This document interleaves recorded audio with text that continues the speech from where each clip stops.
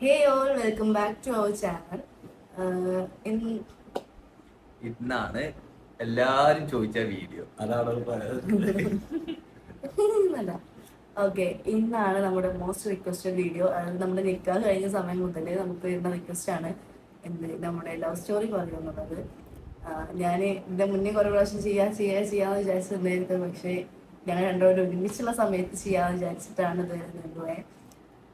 ഞാൻ Q&A ഒക്കെ ഇടുന്ന സമയത്തും ഒരുപാട് ക്വസ്റ്റ്യൻസ് വരാറുണ്ട്.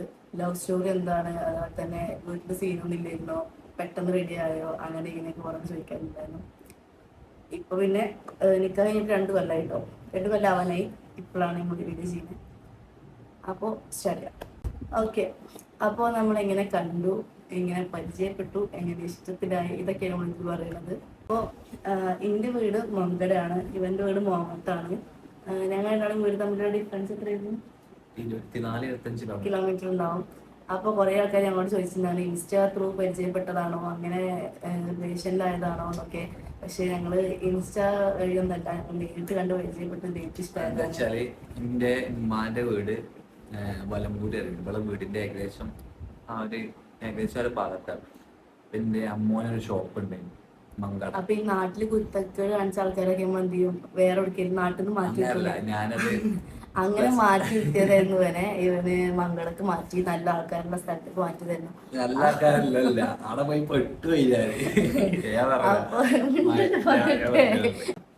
അപ്പൊ എന്താ അവന്റെ ഉമ്മാന്റെ വീട് അവിടെയാണ്. അപ്പൊ അവിടെ ഒരു ഷോപ്പ് ഉണ്ട്, ഓൻ അവിടെയാണ് നിന്നത്.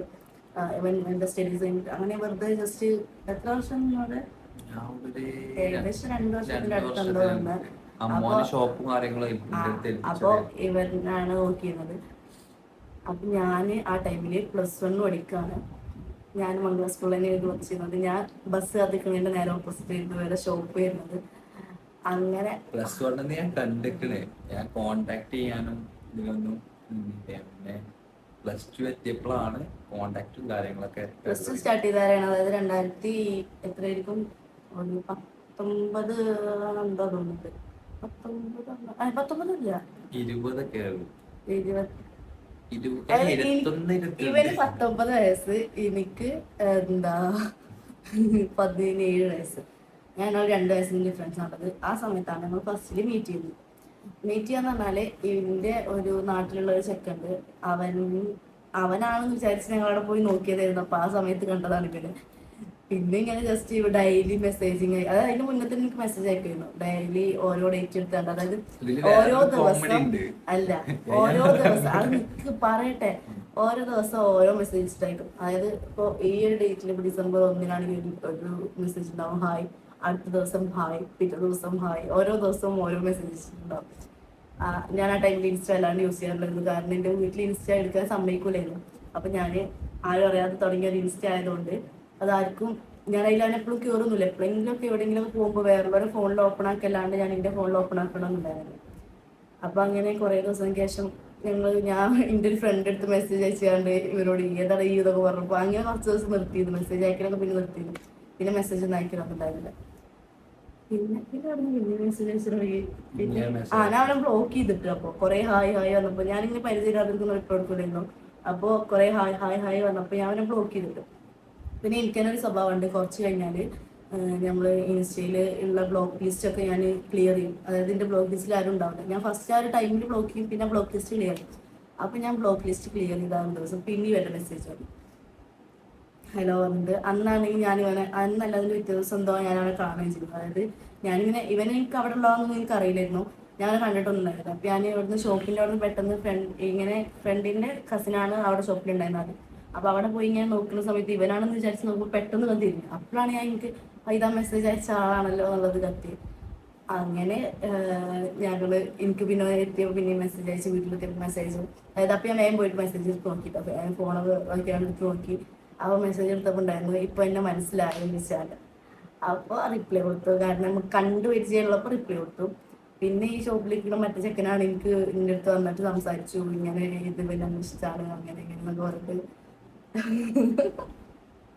അതിന്റെ പിന്നാലെ വന്നിട്ട് ഇങ്ങനെ സംസാരിച്ചു. എന്താ അതിലൊക്കെ വേറെ കോമഡി ഉണ്ട്.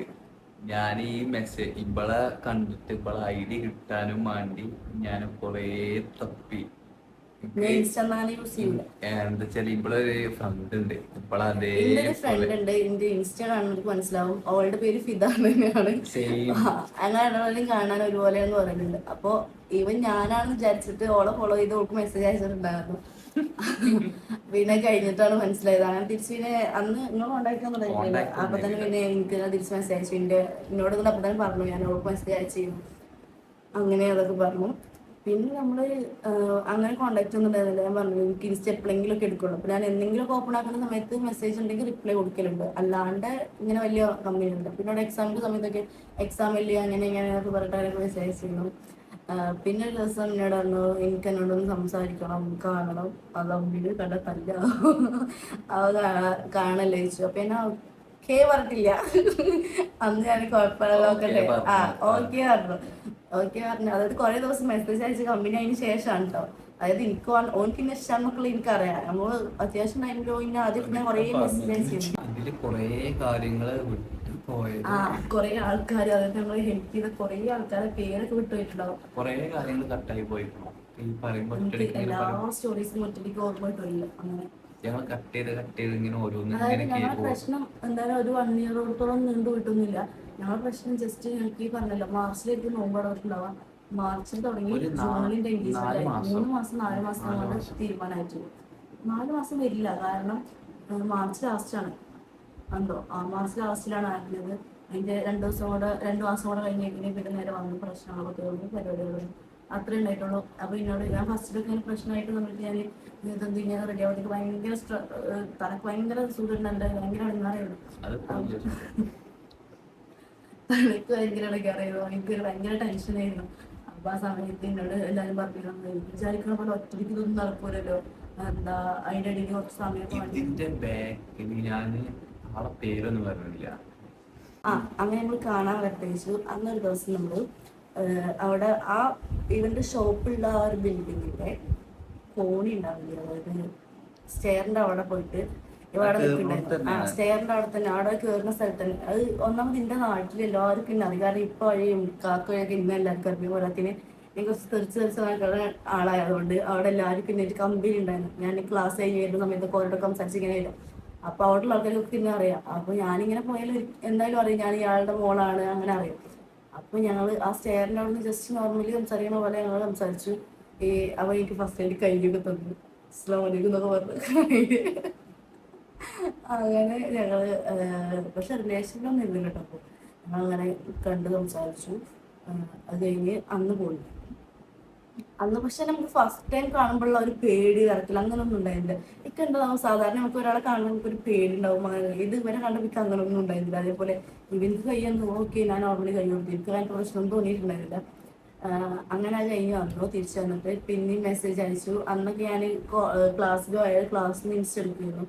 അപ്പൊ അങ്ങനെ മെസ്സേജ് അയച്ചു, റിപ്ലൈ കൊടുത്തു. അങ്ങനെ കുറേ ദിവസം മെസ്സേജ് അയച്ച് പിന്നെ നമ്മൾ ഇഷ്ടമാണെന്നൊന്നും പറഞ്ഞിട്ടില്ലല്ലോ. പറഞ്ഞെന്ന് വെച്ചാൽ എനിക്കറിയാം, കാരണം എന്നോട് ഇവന്റെ ആ ഷോപ്പിലുള്ള മറ്റു ചങ്ങായി പറഞ്ഞിട്ടുണ്ടായിരുന്നു അങ്ങനെ. പിന്നെ പോരാത്തതിന് ഇവന്റെ മെസ്സേജ് അയക്കണ കണ്ടാൽ തന്നെ നമുക്ക് മനസ്സിലാവുമല്ലോ. അപ്പൊ അങ്ങനെ നമുക്ക് അറിയാമെന്നല്ലാണ്ട് നമ്മൾ പ്രപ്പോസിങ് അങ്ങനെ ഒരു സീൻ ഉണ്ടായിട്ടില്ല. പിന്നെ കുറച്ച് ദിവസം കഴിഞ്ഞപ്പോൾ എനിക്ക് ഞാൻ ട്യൂഷൻ പോകണ്ടായിരുന്നു. അപ്പൊ ട്യൂഷന്റെ ആ ഒരു സമയത്ത് കൊറോണ ടൈം കഴിഞ്ഞ ഉടനെയാണല്ലേ, ട്യൂഷന്റെ ആ ഒരു സമയത്ത് ഞാൻ ട്യൂഷൻ പോയി തിരിച്ചു വരുന്ന സമയത്ത് ഇതേപോലെ കാണും. ഞാനെന്താ വെച്ചാൽ ഞങ്ങള് ഫസ്റ്റ് തീരെ കാണില്ലായിരുന്നു കേട്ടോ. ഞാനിങ്ങനെ മെയിൻ ചെയ്യാതിരിക്കും. അപ്പൊ ഇപ്പുറത്തെ സൈഡിൽ ഇങ്ങനെ ഞാൻ നിൽക്കുന്ന സമയത്ത് ഇവിടെ ഗ്ലാസ് ആണ്, ഇതിന്റെ ഓപ്പോസിറ്റ് ഇരിക്കുന്നുണ്ടാവും. എൻട്രൻസിന്റെ അവിടെ ബിൽഡിങ്ങിന്റെ അവിടെയൊക്കെ ഇരിക്കുക. അവിടുത്തെ ചെയറിൽ ഇരിക്കുമ്പോൾ അതിന്റെ ബാക്കിൽ ഗ്ലാസ്, ചെയറിന്റെ ബാക്ക് ഭാഗം ഗ്ലാസ്. ആ ഗ്ലാസിന്റെ ഓപ്പോസിറ്റ് ആണ് ഞാൻ നിൽക്കുന്നത്. അവിടെ ബസ് എത്തിക്കാൻ ഇപ്പം കുറെ ആൾക്കാര് ബസ് എത്തിക്കണവരൊക്കെ വായി നോക്കി അവസാനം ഞാൻ കുടുങ്ങി. അപ്പൊ എന്താ ഇവ തിരിഞ്ഞു നോക്കുന്ന സമയത്ത് അവരെ കാണും. ഇവ ഇങ്ങനെ നോക്കും താഴ്ത്തുന്നുണ്ട്. അപ്പൊ വിളിച്ചത് വെച്ചാല് ഞാൻ ഒരു ദിവസം അങ്ങനെ നോക്കിയപ്പോ എനിക്ക് ചിരിച്ചു തന്നു. അത് ചിരിച്ചത് അങ്ങനല്ല, ഞാൻ ചിരിച്ചാണ്ട് ഇങ്ങനെ തിരിയലും ഇവൻ മൂത്തക്ക് ഇങ്ങനെ നോക്കിയിട്ടുണ്ട്. അപ്പൊ ഇവന്റെ നോട്ടം കണ്ടെങ്കിൽ കയ്യിലാറ് ചിരി വന്നു. അപ്പൊ ഞാൻ ചിരിച്ചു. അപ്പൊ ഇവന്റെ ചാറ് ഞാൻ ഓക്കെ അത് റെഡിയായി അങ്ങനെ തന്നെ. അപ്പൊ അത് കഴിഞ്ഞ് അങ്ങനെ ഞങ്ങള് കുറെ കണക്കേഷൻ മെസ്സേജ് പിന്നെ സെറ്റ്. അതിന് പിന്നെ നമ്മൾ മീറ്റ് ചെയ്ത് വെച്ചാല് നമ്മൾ ഷോപ്പിൽ നിന്ന് തന്നെ കാണുന്നുണ്ടായിരുന്നത്. അമ്മ കണ്ട പ്രശ്നവും ഞങ്ങൾ ഷോപ്പിൽ നിന്ന് കാണുന്നുണ്ടായിരുന്നത്.